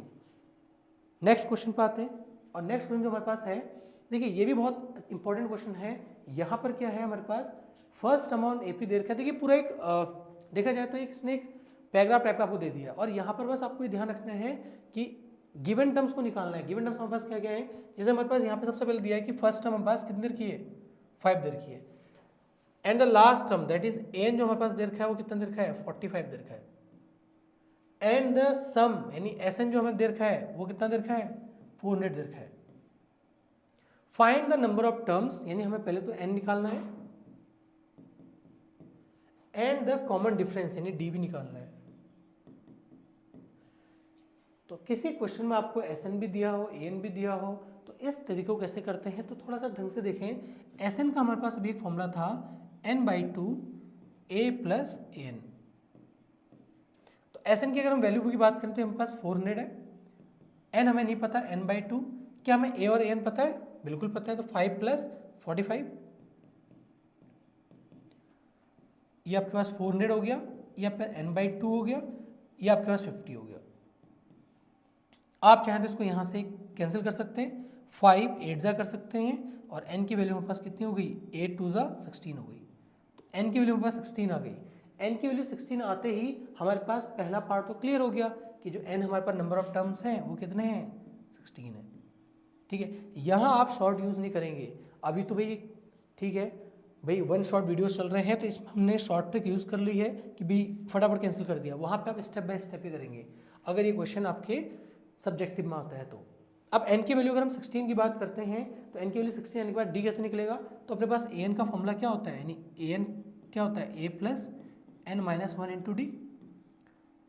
an यानी आपको n कितना रखा 45, और a हमें कितना है 5, और n कितना है भाई, n की बात करें n कितना आ गया 16, तो 16 में से 1 गया 15 लिख लेते हैं एक बार, और d हमें निकालना है। तो 45 में से 5 गया 40 यहाँ आ गया इंटू 15 और d आ गया। तो अपने पास जो 40/15 आ जाएगा वो d आ जाएगी। तो 5 8 जा 5 3 जा, तो जो d की वैल्यू आई वो आई अपने पास 8/3।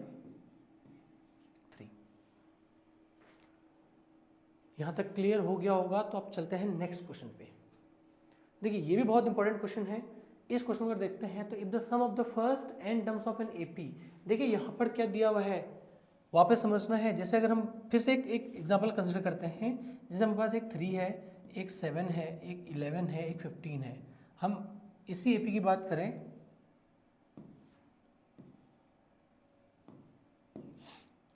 इलेवन है 15 है एंड सो। अगर हम इसी एपी की बात करें तो इसका एस एन का भी तो निकाला जा सकता है ना। S n equal to n/2 2a plus n minus 1 into D.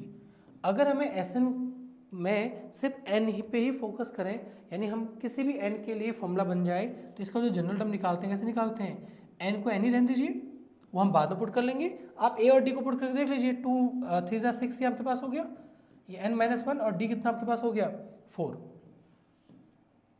थोड़ा सॉल्व करें इसको, n/2 6 plus 4n minus 4 that is n/2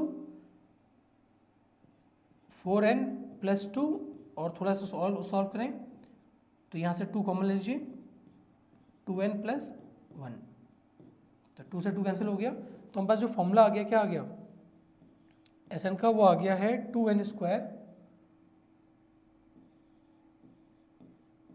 square plus n। या इसमें आप कॉमन लेना चाहिए, जैसे इसने कॉमन भी छोड़ा हुआ है तो कोई दिक्कत नहीं है, n 2n प्लस 1 ये भी ठीक है, जो आपको सही लगे बेटर है। अब यहाँ पर भी आप चाहे ना, जैसे आपको S6 निकालना हो तो अब आपको इतना बड़ा फॉर्मूला नहीं लगाना पड़ेगा, आप सीधे n की वैल्यू 6 रखें यहाँ पे, आपका आंसर तैयार। तो इस क्वेश्चन के लिए समझने का मतलब क्या है कि हमें ये जो टर्म है ना, ये आप क्वेश्चन में दे दिया है। देखिए क्वेश्चन में आपको ये दिया हुआ है कि the sum of first n terms of AP is 4n minus n square, ये क्वेश्चन ऑलरेडी दिया हुआ है। तो क्वेश्चन जब दिया हुआ है तो अब हमें यहाँ से वापस बैक जाना पड़ेगा कि यहाँ से पहले S1 S2 निकालना पड़ेगा, तब जाकर हमें क्लियर होगा कि एपी क्या है। तो थोड़ा सा देखिए और ध्यान से इसको, अगर मैं आपके सामने बात करूं तो हमें एस एन की जो वैल्यू दे रखी है वो दे रखी है अपने पास 4n माइनस एन स्क्वायर। अगर मैं n की वैल्यू 1 पुट करूं तो S1 यानी S1 की जो वैल्यू हो जाएगी वो क्या हो जाएगी 4 इंटू 1 माइनस 1 का स्क्वायर दैट इज 4 माइनस 1 3। ये ध्यान रखना है S1 का मतलब होता है सम ऑफ फर्स्ट टर्म। इसका मतलब ये हुआ कि ये तो हमारे पास A1 भी हो गया दैट मीन्स A भी हो गया। भाई ये S1 का मतलब क्या हो गया फर्स्ट टर्म ही तो हुई। अगर हम बात करें इसने और पूछा हमसे what is the first term यानी फर्स्ट टर्म क्या होगी तो हमारे पास पहला ऑप्शन क्लियर हो गया। सेकंड हो गया कि what is the sum of first two terms that is S2 निकालना है। तो S2 का निकालना है तो 4 इंटू 2 माइनस 2 का स्क्वायर तो 4 2 ज़ा 8 हो गया 8 माइनस 4 दैट इज 4। तो S2 भी आ गया। तो सेकंड जो उसने पूछा था हमसे कि the sum of first two terms वो भी क्लियर हो गया। What is the second term second term क्या होगी तो सेकंड टर्म की बात करें तो S2 जो हमारे पास होता है sum of first two terms होता है। देखिए यहाँ S1 S2 है तो कोई भी गलती से ये मत करना कि D की वैल्यू जो है वो मैंने S2 माइनस S1 कर दी, ऐसा नहीं होगा क्योंकि ये S1 S2 है वहाँ पर A1 A2 था तो A1 A2 का सिंपल सा मतलब होता है first term second term. But S1 और S2 का मतलब ये नहीं होता। S1 और S1 का मतलब तो चलो क्लियर है कि A1 होता है लेकिन S2 का मतलब होता है कि sum of first two terms और सम ऑफ फर्स्ट टू टर्म्स का मतलब क्या हो गया A1 प्लस A2। तो A1 प्लस A2 की जो वैल्यू दे रखी है आपके पास 4 है इसमें से A1 जो हमारे पास है वो तो 3 है तो 3 प्लस A2 इक्वल कितना हो जाएगा 4। तो A2 कितना हो जाएगा 4 माइनस 3 दैट इज A2 की वैल्यू जो आ जाएगी 1 आ जाएगी। और अगर A2 की वैल्यू 1 आ जाएगी तो आपको सेकंड टर्म इसलिए मिल गया कि सेकंड टर्म क्या हो गया हमारे पास 1। तो हम ऊपर देखें तो हमने सारी चीज़ें क्लियर कर ली। अब सिमिलरली द थर्ड टर्म निकालना है तो अब बस देखिए A1 आ गया A2 आ गया ठीक है फिर A3 भी बोला इसने निकालने के लिए। तो A1 की जो हमारे पास वैल्यू है वो कितनी है 3 है। A2 की जो वैल्यू है कितनी है 1 है। ठीक है यहाँ से क्लियरली पता हो गया कि A3 हो गया D आपका कितना हो गया 1 माइनस 3 दैट इज माइनस 2 हो गया। तो यहाँ से आप आगे जितनी भी चीज़ें चाहें तो आप निकाल सकते हैं। अगर आपको थर्ड टर्म निकालना है टेंथ टर्म निकालना है तो थर्ड टर्म क्या होता है A3 होता है तो A प्लस 2D हो जाएगा। तो A कितना मेरे पास 3 है और 2 इंटू माइनस 2 तो 3 माइनस 4 दैट इज माइनस 1 आ जाएगा। अगर हमें A10 निकालना है तो A प्लस 9D हो जाएगा। तो A कितना हमारे पास 3 है प्लस 9 इंटू डी कितना है माइनस 2 है तो 3 माइनस 18 हो जाएगा दैट इज माइनस 15 हो जाएगा। देखिए ये सारी कंडीशन तो होगी हमारे पास किसकी कि हमने देखिए इस क्वेश्चन में फर्स्ट टर्म निकाल लिया दैट इज S1 था। हमने सम ऑफ फर्स्ट टू टर्म्स निकाल लिया यानी S2 निकाल लिया। हमने सेकंड टर्म निकाल लिया यानी A2 निकाल लिया। हमने थर्ड टर्म निकाल लिया दैट इज A3 निकाल लिया। हमने टेंथ टर्म निकाल लिया दैट इज A10 निकाल लिया। हमने ये सारे तो निकाल ही लिए। अब बचा क्या फिर हमारे पास एक लास्ट nth टर्म। तो nth टर्म की बात करें तो nth टर्म हमारे पास क्या होता है nth टर्म हमारे पास होता है an is equal to a plus n minus 1 into D. तो हमारे पास सारी चीज़ें होने के बाद हमें nth में n ही रखना है।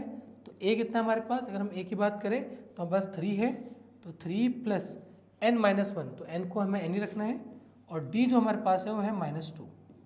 थोड़ा इसको सॉल्व करेंगे तो ये 3 हो जाएगा ये माइनस का 2n हो जाएगा और ये प्लस का 2 हो जाएगा दैट इज 5 माइनस 2n आपका हो जाएगा an। तो यानी आपका अब nth टर्म भी क्लियर हो गया। तो इसमें जितने भी पार्ट पूछे थे तो हो सकता है आपके क्वेश्चन में पूरा पार्ट ना आए स्मॉल ही पार्ट आए आधा ही आए। चलिए चलते हैं नेक्स्ट क्वेश्चन पे। एक क्वेश्चन और देखिए ये भी बहुत इंपॉर्टेंट क्वेश्चन है। ये आपके ऑप्शनल एक्सरसाइज का है तो इसको करना इसलिए ज़रूरी है समझना है। देखिए हमारे पास एक है 121 117 113। देखिए ये चीज़ क्लियर दिख रही है कि एक डिक्रीजिंग एपी है। तो इसमें ये कहा है इसने कि which term of an AP 121 117 113 dash dash dash is it's first negative term. देखिए फर्स्ट नेगेटिव टर्म का मतलब क्या होता है कि जब कोई भी सीरीज आपकी डिक्रीजिंग एपी में जा रही है यानी डिक्रीज हो रही है तो वहाँ पे एक बार ऐसा आएगा कि हो सकता है जीरो आए। देखिए वो डिपेंड करता है आपके डी पर और आपके फर्स्ट टर्म पर। अगर वो ऐसी सीरीज है कि जहाँ पर आपका जीरो आ रहा है तो अच्छी बात है। अगर जीरो नहीं आ रहा है तो वो सीधा पॉजिटिव से नेगेटिव तरफ शिफ्ट हो जाता है नंबर। ठीक है उसी केस में अगर हम यहाँ पे देखते हैं कि पहला नेगेटिव टर्म तो वहाँ पर आएगा ना जहाँ पर आपका जो an होगा, यानी जो nth टर्म होगा वो लेस देन 0 होगा। तो उस कंडीशन को देखते हुए ये ध्यान रखना, देखिए नेगेटिव टर्म तो आपके पास बहुत सारे आएंगे, तो फर्स्ट नेगेटिव टर्म, यानी फर्स्ट नेगेटिव टर्म का मतलब क्या होगी, पहला नेगेटिव टर्म कौन सा आएगा हमें ये पता करना है। तो इसकी कंडीशन की बात करें तो ये कहता है कि an जो होगा जब लेस देन 0 होगा तब भी तुम कहेंगे ना, लेस देन 0 मतलब क्या होता है, तब तुम कहेंगे नेगेटिव टर्म होगा। तो an का अगर हम बात करें तो a plus n minus one into D जो होगा वो लेस देन 0 होगा। तो यहाँ से अगर हम a की वैल्यू निकालें तो 121 है, d की वैल्यू निकालें तो 117 माइनस 121 है, दैट इज -4 है। अगर हम इसको यहाँ पुट करते हैं तो a की जो हमारे पास वैल्यू है वो 121 है, plus n minus one into d की वैल्यू हमारे पास -4 है। थोड़ा सॉल्व करें तो 121 और ये हो जाएगा माइनस का 4n हो जाएगा, और ये हो जाएगा प्लस का 4। थोड़ा सॉल्व करेंगे तो 125 minus 4n is less than equal to 0। देखिए ये चीज़ का ध्यान रखना कि ये इनइक्वालिटी है, और इनइक्वालिटी जब चेंज होती है तो देखिए कुछ लोग तो इसको नॉर्मली कैसे करते हैं, ये आपके अंडरस्टैंडिंग के लिए है कि ये माइनस का 4n है तो ये कहते हैं कि 125 और ये वहाँ जाके 4n क्या हो जाएगा, प्लस का हो जाएगा, फिर 4 से डिवाइड कर देंगे। देखिए इसको कहना भी ठीक है, ये अब आप अपने हिसाब से कहते हैं कि हम ये समझते हैं कि ये तो इक्वल है और इक्वलिटी के हिसाब से उसको कर लेते हैं। तो 4 1 ज़ा 4, 3 ज़ा 12, 4 1 ज़ा 4 पॉइंट कुछ आएगा, तो 31 पॉइंट कुछ आएगा। दैट मीन्स कि 31 टर्म तो हमारे पास नहीं होगा, तो 32nd टर्म जो हमारे पास होगा, 31 टर्म तक तो कोई दिक्कत नहीं है, 31.25 बता रहा है। तो देखिए मैंने आपको ये चीज़ समझाया था कि n की वैल्यू कभी 0.2 में नहीं आती, कभी फ्रैक्शन में नहीं आती, कभी नेगेटिव नहीं रहती। तो n की वैल्यू जो है वो 31 पॉइंट कुछ आ रही है, दैट मीन्स कि 31 तक तो हमारे पास नेगेटिव टर्म नहीं है, लेकिन 32 हमारे पास नेगेटिव टर्म होगा, उसको हम चेक भी कर लेंगे और भी अच्छे से क्लियर हो जाएगा अभी आपको।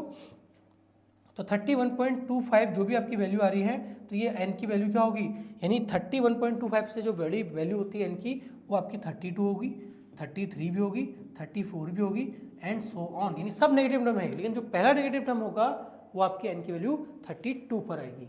तो यहाँ तक की कहानी समझने के लिए एक और चीज़ का ध्यान दीजिए कि कुछ लोग इसको ऐसे करते हैं, कुछ लोग को इसका तरीका पता है, तो उस इस तरीके को कैसे यूज़ करते हैं, वो कहते हैं कि हम एक काम करते हैं 125, ये 125 माइनस 4n था, वो कहते हैं कि हम दोनों तरफ 125 माइनस कर देते हैं।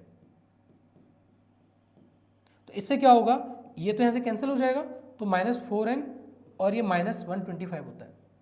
और ये भी ध्यान रखना, इसके बाद इनइक्वालिटी का जो एक और रूल होता है वो ये कहता है कि जो आपके पास n की वैल्यू है वो तो चलो ठीक है 0 नहीं आती, यहाँ पर अगर हम 4 से डिवाइड करते हैं तो हमें दोनों तरफ करना पड़ेगा, ठीक है।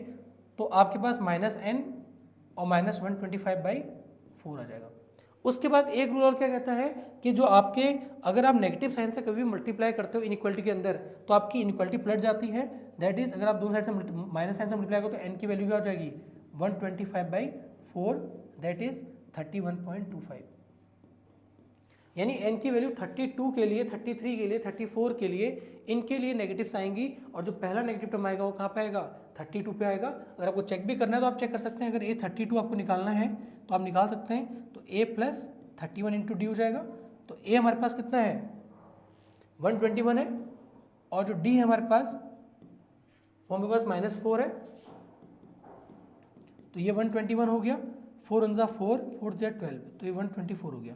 तो यानी -3 आपका ये फर्स्ट हो गया। अगर आप a31 की तरफ देखते हैं तो a31 हमारे पास जो है a प्लस 30d, और a जो हमारे पास है वो हमारे पास 121 है और 30 इंटू 4 है, तो आपके पास 121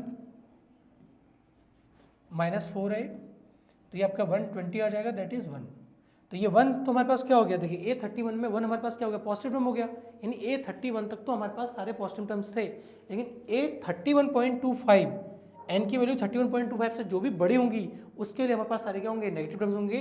तो जो पहला आपके पास होगा वो क्या होगा 32 होगा, देन 33, 34, ये सारे नेगेटिव टर्म्स हैं, ठीक है। कोई आपसे कभी क्वेश्चन में ये पूछ ले कि सेकंड नेगेटिव टर्म कौन सा हुआ, तो पहले आप फर्स्ट निकाल लें, उसके अगला कर लें, ये भी सिंपल है आपके लिए। थैंक यू सो मच, और मिलते हैं नेक्स्ट टॉपिक में।